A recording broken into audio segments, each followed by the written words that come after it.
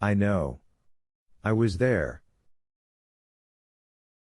If I hadn't have been, the boy would almost certainly have been killed. What happened, Mr. Edgecombe, was nothing. The boy just got his face set the right way in front of the dog's face, and it came into Sir Galahad's mind, whatever serves a dog for a mind, to lunge and bite. To kill, if he could. The boy was there in front of him and the dog bit.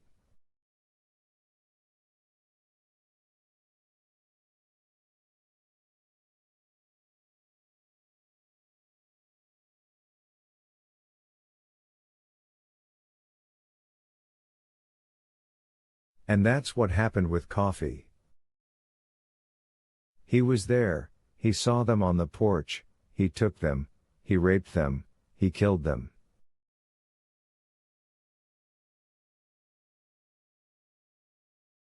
You say there should be some hint that he did something like it before, and I know what you mean, but maybe he didn't do it before.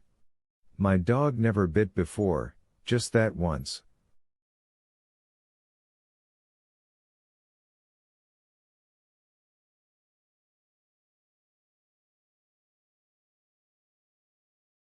Maybe, if Coffee was let go, he'd never do it again. Maybe my dog never would have bit again. But I didn't concern myself with that, you know.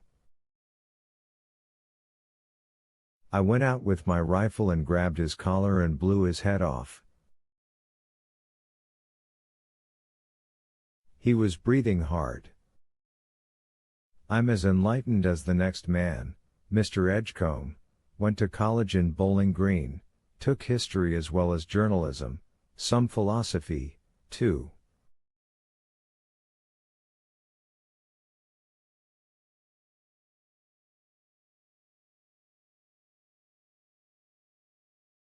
I like to think of myself as enlightened. I don't suppose folks up north would, but I like to think of myself as enlightened.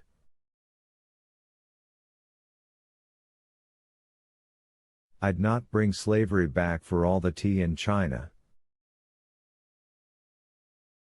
I think we have to be humane and generous in our efforts to solve the race problem. But we have to remember that your Negro will bite if he gets the chance, just like a mongrel dog will bite if he gets the chance and it crosses his mind to do so.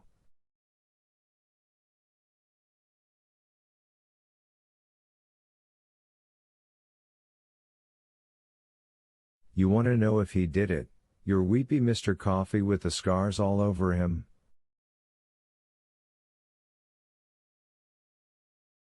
I nodded. Oh, yes, Hammersmith said. He did it. Don't you doubt it, and don't you turn your back on him.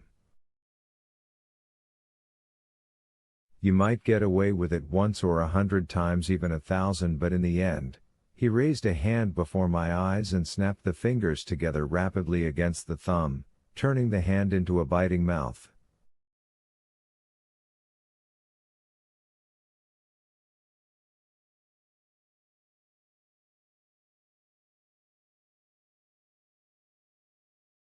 You understand?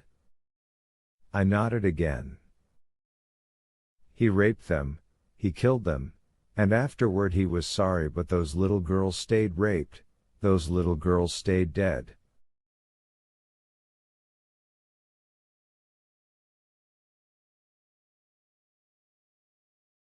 But you'll fix him, won't you, Edgecombe? In a few weeks you'll fix him so he never does anything like that again. He got up, went to the porch rail, and looked vaguely at the doghouse, standing at the center of its beaten patch, in the middle of those aging turds.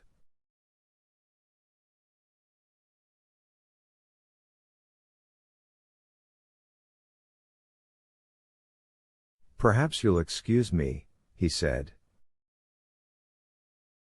Since I don't have to spend the afternoon in court, I thought I might visit with my family for a little bit.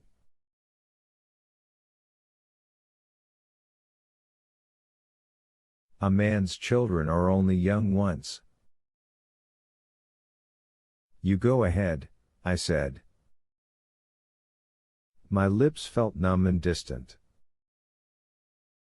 And thank you for your time. Don't mention it, he said. I drove directly from Hammersmith's house to the prison. It was a long drive, and this time I wasn't able to shorten it by singing songs.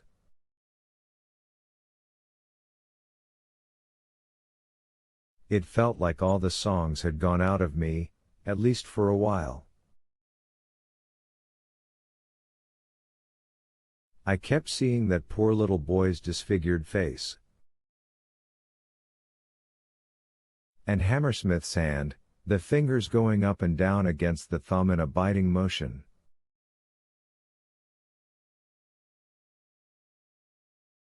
"5. Wild Bill Wharton took his first trip down to the restraint room the very next day.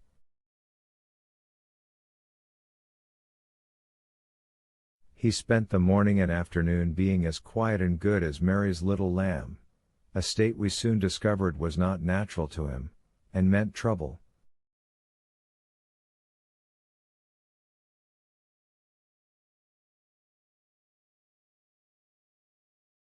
Then, around 7:30 that evening, Harry felt something warm splash on the cuffs of uniform pants he had put on clean just that day.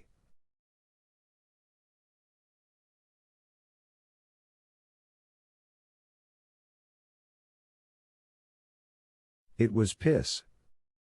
William Wharton was standing at his cell, showing his darkening teeth in a wide grin, and pissing all over Harry Terwilliger's pants and shoes.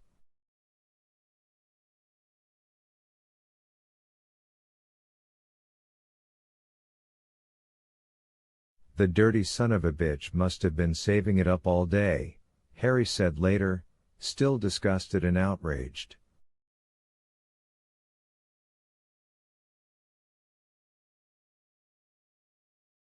Well, that was it. It was time to show William Wharton who ran the show on E Block. Harry got brutal and me, and I alerted Dean and Percy, who were also on.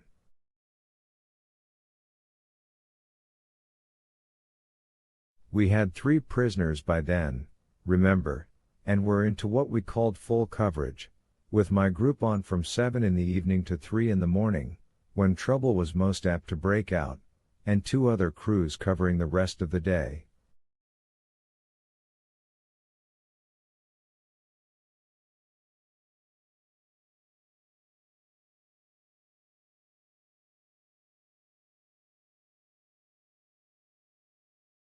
Those other crews consisted mostly of floaters, with Bill Dodge usually in charge.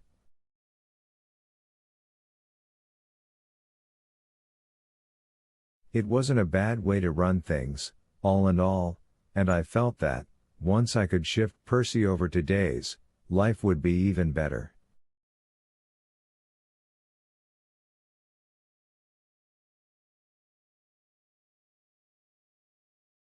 I never got around to that, however. I sometimes wonder if it would have changed things, if I had. Anyway, there was a big water main in the storage room, on the side away from Old Sparky, and Dean and Percy hooked up a length of canvas fire hose to it. Then they stood by the valve that would open it, if needed.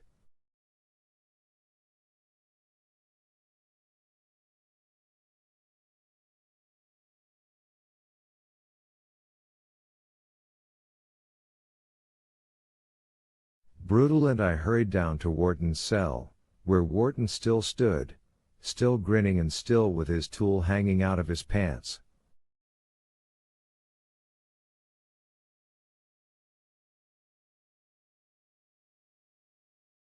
I had liberated the straitjacket from the restraint room and tossed it on a shelf in my office last thing before going home the night before, thinking we might be needing it for our new problem child.